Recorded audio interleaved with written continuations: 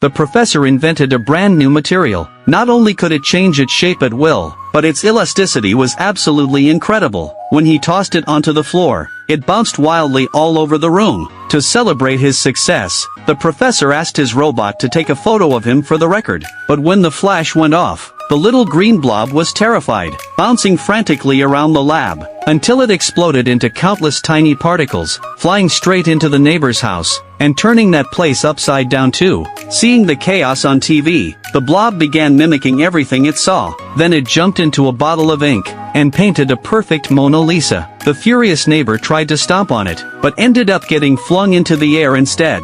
At that moment, the little green creature bounced back home through the window. The professor smiled and gave it a name, Flubber. Then, suddenly, the professor remembered. Today was supposed to be his wedding day, but his robot calmly reminded him that it was already 6 o'clock the next morning. Panicking, the professor rushed to the university to explain to his fiancée that he had created a revolutionary new material that could save the school. But she didn't want to hear a word of it. Desperate to prove himself, the professor stuffed Flubber into his back pocket, planning to jump out of the window and bounce right back up. But Flubber slipped out before he could jump, and the professor nearly killed himself in the fall. His fiancée, furious, slammed the window shut. Back home, he said goodnight to his robot and went to bed. Once he was asleep, the robot quietly turned on the computer, pieced together an image of a beautiful woman, and projected it into the room. It turned out, the robot had secretly fallen in love with the professor. She gently reached out, caressing him through the hologram. Just as she was about to kiss him, the professor suddenly woke up.